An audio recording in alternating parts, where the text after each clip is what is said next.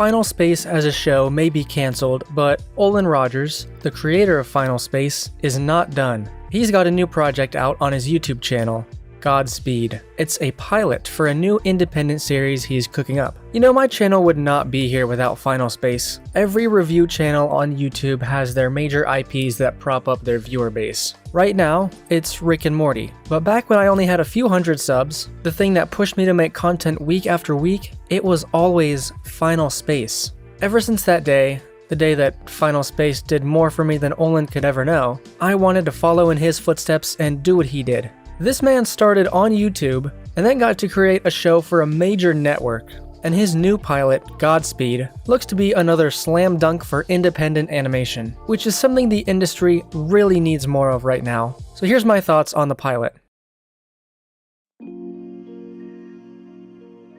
Godspeed follows the journey of Iris, a young woman, and her adorable karaoke bot sidekick named Bowie as they navigate the desolate landscape and abandoned homes of their crumbling world. Her path takes an unexpected turn when they stumble upon a mysterious broadcast that holds the key to their escape. To get the message, she must survive a planet-ending storm. So this pilot begins with a message that Godspeed contains themes of survival, grief, and loss. This isn't a lighthearted romp through the countryside, no. This pilot contains very graphic imagery and serious themes. I'd recommend that you actually watch the pilot first and then come back here. Trust me, it's worth it. I won't be showing too much video footage in this video, just screen grabs, because really, this is such a good pilot, and I really want you to watch it yourself, because this thing needs all of the support and all of the views that it can get. Right now, it's only got like 15K, if that, and that's crazy to me. Some of my videos have performed better than that in the first 2 hours, and that should not be the case.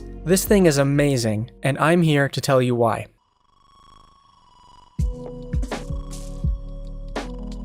The animation in this pilot is very unique.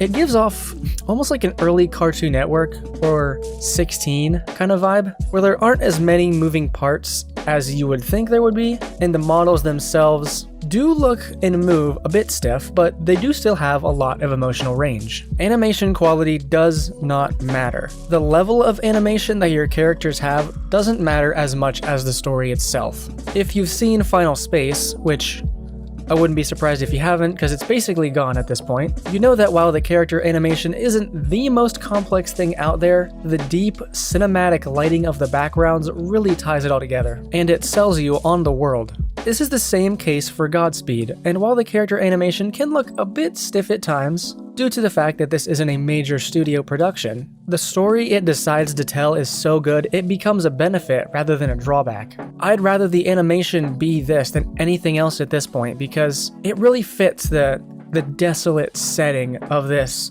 planet Earth adjacent world where everything is crumbling. It just really works.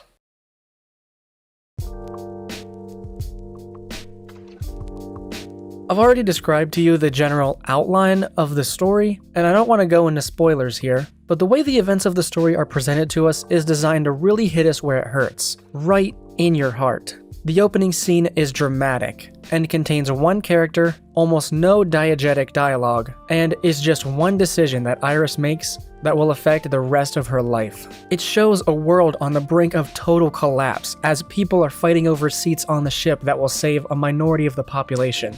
We've seen these kinds of disaster scenarios before. 2012, that one episode of Loki. It's very sad stuff to watch. These kinds of disaster stories always hit me like a semi-truck. As a bit of an empath, it's hard to watch stuff like this, watching people fighting over resources for survival. Even when it's animated, it's really hard to watch. Olan Rogers is the master of capturing the human experience, both the good and the bad. He knows how to create a story that seems ripped straight from his personal life, creating family dynamics that don't always get along, with the optimist, the pessimist, the goofy one, the lovable duo. It just works so beautifully. Iris as a character is pretty clearly defined. She cares for people, and she just wants to do the right thing. She's also hopeful, always trying, even if it means she might have to face death. Now, that might not sound like the most compelling character ever, And to be completely honest, she isn't as fleshed out as I hoped she would be in this first episode, in terms of quirks and general personality. Say what you want about Season 1 Gary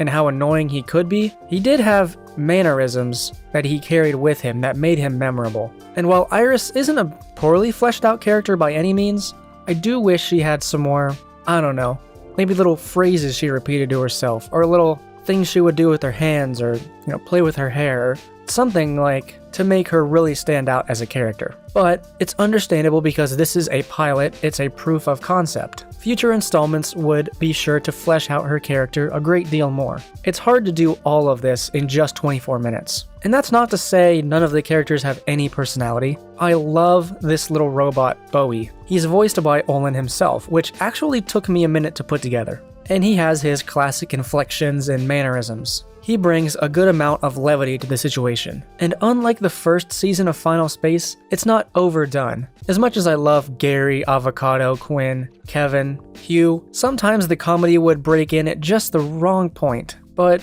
I didn't see any of that with this pilot. It seems like Olan really learned to not let the comedy overshadow the drama. Just a quirky, adorable line here and there, and that's all you need for a character like Bowie. They introduce a few more characters in the last few minutes of the episode, but I don't want to spoil anything. They're very familiar. They were awesome to see.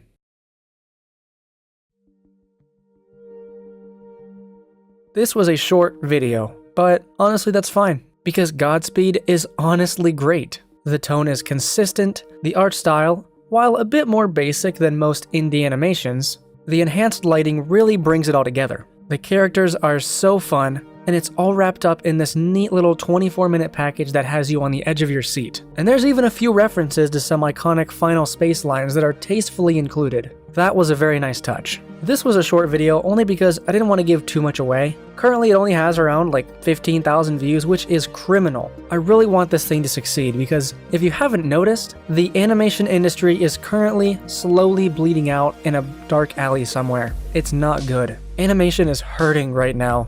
And that's why we need to support every indie animation that we can. I mean, look at Digital Circus. I didn't talk about it because I was late to the party, but that has hundreds of millions of views at this point. Indie animation can be a revolution in these uncertain times, and I love that. So, please go support Godspeed. There will be a link to both it and the Kickstarter in the description of this video. Give what you can because what you're looking at here is quite possibly the future of animation. So thank you, Olan Rogers, for never giving up, and for showing us that it's still possible to have dreams in 2023.